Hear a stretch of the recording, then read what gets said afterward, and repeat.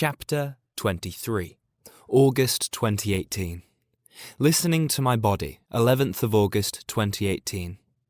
I had plans to drive up to the lakes this morning and climb a few more peaks for my challenge. The weather had improved, my heart was settled, and I was feeling good.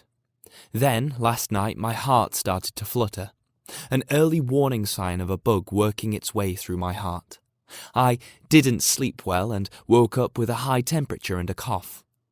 The reality was far from glamorous. I was disappointed, frustrated, and even thought about ignoring my body and pressing on regardless. And then the honesty kicked in. The combination of a bug and my heart is a challenge.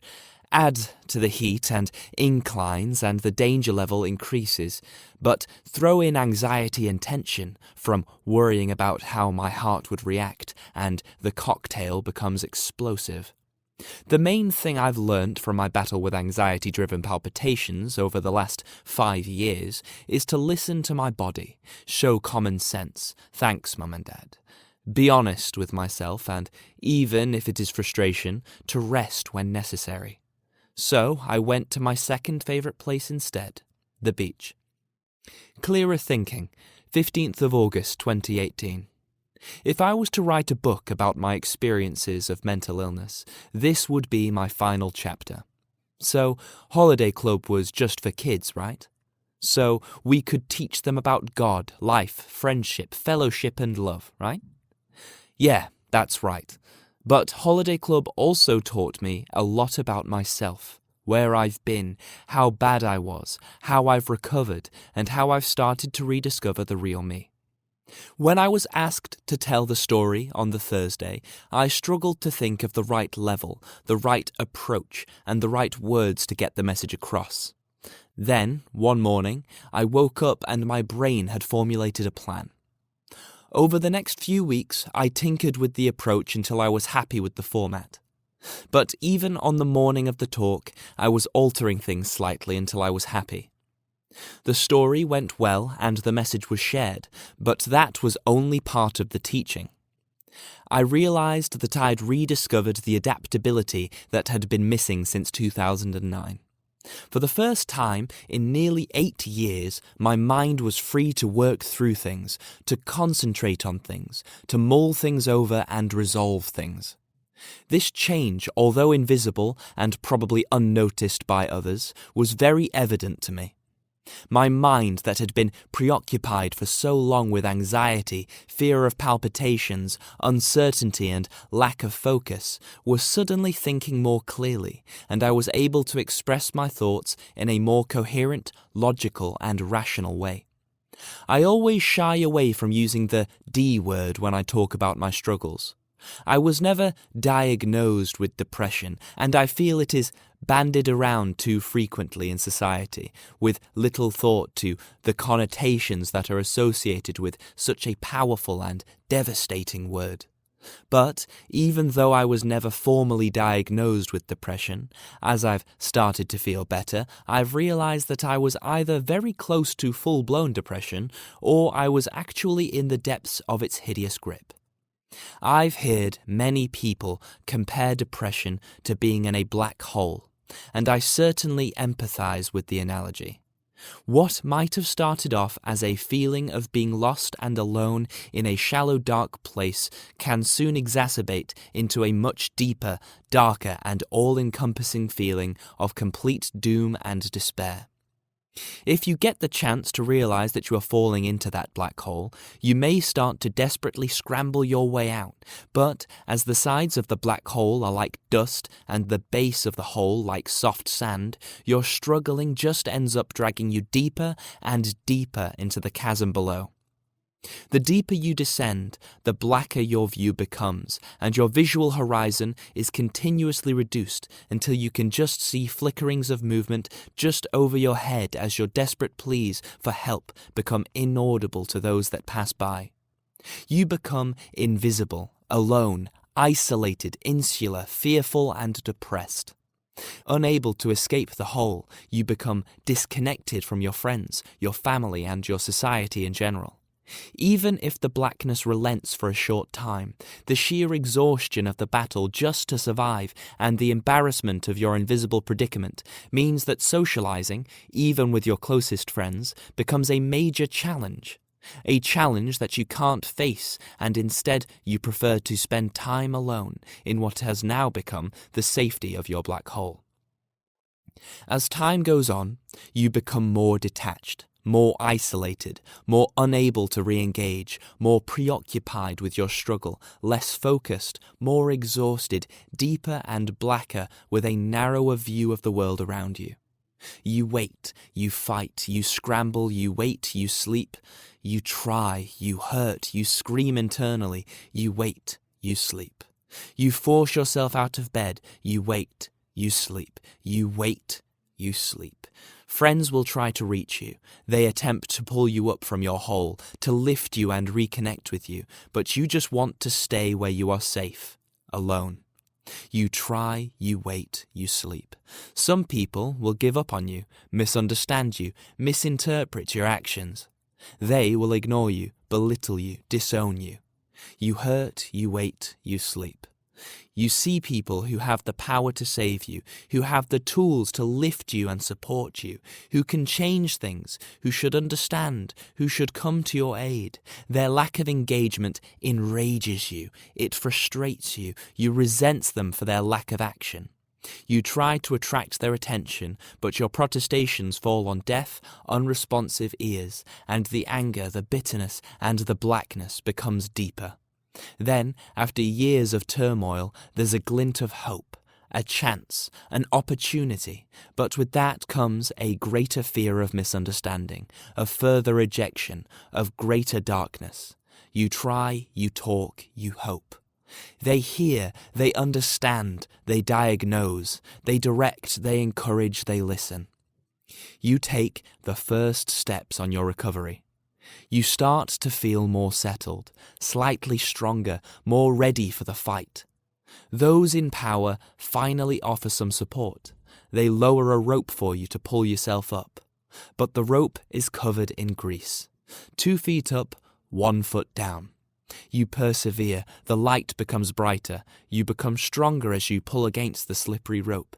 2 feet up, 1 foot down. Your increased confidence allows you to expose deficiencies, rattle cages, ruffle feathers. 2 feet up, 1 foot down. You near the lip of the hole, invigorated by your progress, stones rain down from above. Your cage rattling, your cats amongst the pigeons has stirred up resentment and exposed guilt. The stones crash against your head, they dent your body, they crash to the floor of your hole. More stones rain down as they try to silence your stories and damage your progress. The base of the hole is covered, the stones deep enough to stand on. You use the stable ground created by the stones as a foundation to stand on, a force to push against, and you continue your ascent. 2 feet up, 3 feet up, 4 feet up, 5 feet up. The stones continue to rain. You continue to climb, faster, stronger, more resilient. Then you reach the light. Your hands let go of the rope and grip the lip of the hole, and you push with all your newly found strength out of the hole and into the world. The light hits you like a laser beam. You unfurl, you stretch, you blink, you fall exhausted but free. You rise, you step, you walk, you climb, you grow, you live stronger, more rounded, more focused, more able, more adaptable, more you. Breathing space, more aware, more ready, more able to fight the next fight. The Thursday story at Holiday Club? It was all about spreading good news. Stay strong, keep reaching, keep unfurling, keep stepping, keep growing. Notice those around you, spot the changes, reach out, lay stones for them to stand on, lift and support. Turning Point, 17th of August 2018. August the 16th, 2017, a year ago, yesterday, was a turning point on my recovery. I was due to have a telephone follow-up call with the company doctor, who diagnosed my mental illness, so he could check that I was okay and that the actions he'd recommended were being carried out. I was ready to tell him that I was progressing well, but there hadn't been much progress on the other fronts. An hour and a half before the call, I was told during an impromptu chat that there was little likelihood of a response to my struggles and that the recommendations may not be actioned. I had a decision to make: either offload over the phone or employ selfish forgiveness. I chose the latter, and at that moment everything changed. I look back on that day with fondness, as it marks a line in the sand, and I've used it as a safety net a few times, that I can fall into if things flare up again. Interestingly, yesterday I had another similar battle with my mind, which caused me to fall into the net, but I immediately bounced back and continued on my journey. And then, just before I left for home for my holiday, someone approached me about continuing the mental health conversation at work. Firstly, though, I'm off to Devon for a bit. I can't resist. 23rd of August 2018. When my inner alarm clock woke me up at 7 o'clock for a split second, I thought about turning over and dozing off again. Then this King's X lyric popped into my head. I can't resist. I couldn't see how this could be an accident. I can't resist. I want to see more. I've done all the walks from the cottage, so I drove the couple of miles to Brownstone Car Park just outside the superbly named Boohie. The plan was to walk down the southwest coast path and along the Colton Fishacre, the National Trust garden in the cove. What an amazing walk! The contrast between the natural unspoilt beauty of the cliffs and the man-made World War II brownstone battery, another lasting reminder, was plain to see. But, without one, we may not be here to be able to marvel at the other. The randomness of the cliffs and naturally dense woodland gave way to the manicured gardens and palm trees of Colton Fishacre before I headed back to the car. And then, slap bang in the middle of a farmer's field, I spotted the Daymark, a 25-metre navigational aid built in the 1860s, well worth going the extra mile. I'm so glad I didn't resist. Inspirational story, 23rd of August 2018. I don't read many books. I'll occasionally see one that grabs my attention, buy it, read the first few pages, and then lose interest. In July, I just happened to be driving when I caught the end of an interview on Radio Merseyside with someone called Andy Grant. I sat in the car outside my house, transfixed by his story. His battle to rebuild his life after losing a leg in Afghanistan, and the mental illness that followed. He was on the radio to talk about his book that highlights his experiences and recovery from his physical and mental illness. He wanted his book to be an inspiration to others. I found Andy on Facebook and recognized him from LFC TV. He mentioned on his Facebook page that I could order a signed book from him. I mentioned him and shared a bit of my story. The book arrived 3 days later with an encouraging message inside the front cover. I couldn't put the book down. His story is very inspirational.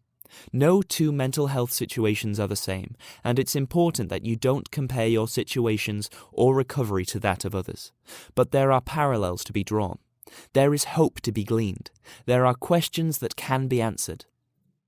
Quite a few situations in the book really hit home with me, but several lines in the penultimate chapter rang true with my current situation. I fucking done it, I thought as my heart swelled with pride. I've proved to everyone I can do it. All those hours were worthwhile. All the turning the cage with the screws, learning to walk, the hours between the parallel bars, the amputation, the infections. The months of pain and misery and heartache and disappointment were worth it. Whatever happens for the rest of my life, no one can take this from me. I've put to bed Andy the injured soldier. I'll never start a presentation or a conversation in the pub about Afghanistan or about getting blown up. I'm Andy Grant, and I'm the fastest one-legged man in the world, I would tell them. Don't ever define me by a tripwire, by war, by a moment of pure chance that saw me blown to pieces. Don't ever define me as being disabled, as being a former Marine. The tables had turned. That is how I felt when I sat looking at the sea this morning. Andy's book is called You'll Never Walk, because the last word of the Liverpool tattoo on his damaged leg was removed. when he had his leg amputated. He proved that wrong. Inspirational. In the driving seat, 24th of August, 2018. Back home after a lovely family holiday in Devon, the lads may be a few years older, but we crammed in as much as we used to when we went to Haven or Farmer Peters in the early years of the 21st century. Trains, boats, crazy golf bike rides, card and board games, crabbing, loads of laughs and leg pulling of a slightly more adult variety, and Battlefield Live with a group of Call of Duty hardened 8 to 11-year-olds. Before the week, as there weren't any peaks over 450 metres nearby, I decided that I'd use the holiday to try and regain my fitness that had lapsed since my last Lake District walk 6 weeks ago. All the walks were amazing, different and challenging in their own way, especially walking the ups and downs of the Southwest Coast Path. By the end of the week, I feel that my fitness and confidence have returned to their previous levels. But there was one moment that stood out as a major turning point. When I went for a walk on the first evening, I climbed up the path near the cottage and headed down to the banks of the River Dart.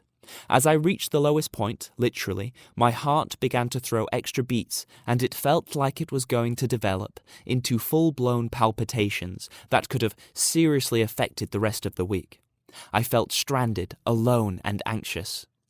The only way back to the road was to climb back up the slope from the estuary. Compared to the walks I've done before, the incline was slight, but the anxiety had dented my confidence. Then the newly found mental fitness kicked in. I recognized the effects of the anxiety, quelled the tension, pushed the fear away, and started to slowly walk up the slope. The first few steps were filled with trepidation. Then my heart got the message from my brain that everything was okay, and it responded in kind, and smoothly switched into walking mode. That moment set the mood for the rest of the week, allowing me to see the sights that were dazzling all around me and enjoy the rest of the week's activities with my family. The roller coaster of mental illness continues, but that moment demonstrated that I'm in the driving seat now and more able to control the ride. Onwards and upwards.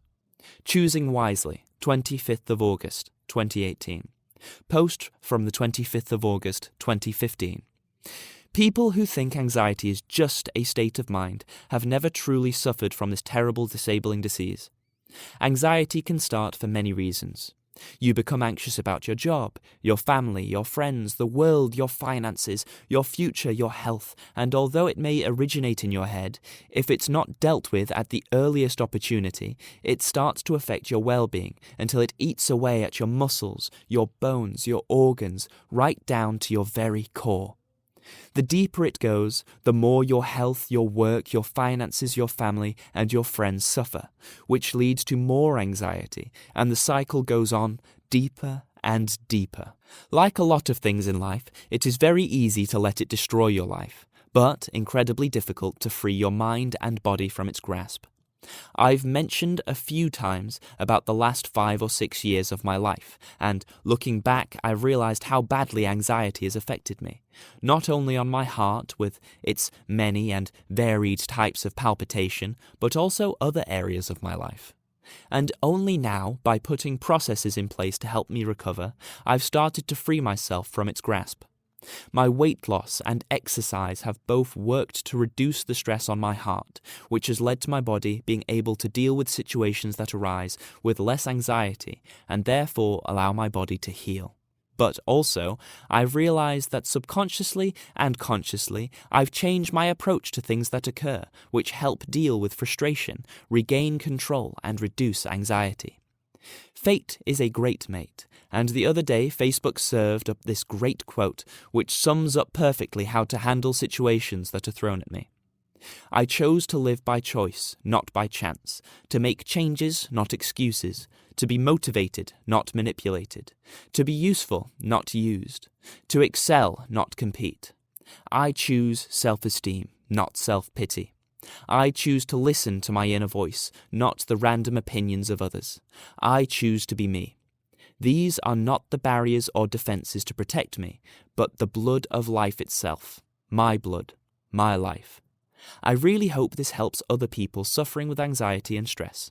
I have found typing this status very cathartic. There's one more to add. I choose to forgive, not to blame, and by doing so, I free myself from the shackles that may burden me. 3 years on from this status, I wasn't aware then that I was just at half-time. Life is full of choices. Our choices can help or damage our lives, or the lives of others. In the past 3 years, and especially the last year, the choices made by others have had a dramatic and devastating effect on my life. Do you choose to engage or ignore? Do you choose to forgive or bear a grudge? Do you choose to stand tall or cower in fear? Do you choose to support or frustrate? Do you choose to move on or allow it to fester? Do you choose to be proud or to shrink? Do you choose to release the chains or carry the burdens? Do you choose to carry on with your life or watch time go by? Do you choose to be you or to be changed by them? Choose wisely. Perseverance, 31st of August 2018.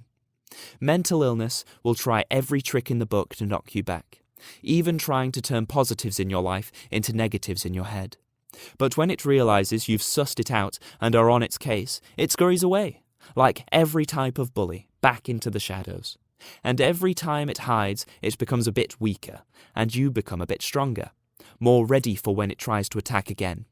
Recognize, react, repel, repair, rally, resolve, persevere. You only truly appreciate life's beauty when you've experienced its fragility. Who knows what the future will hold, but time and patience are the best pain healers, problem solvers, and true feeling revealers in the world.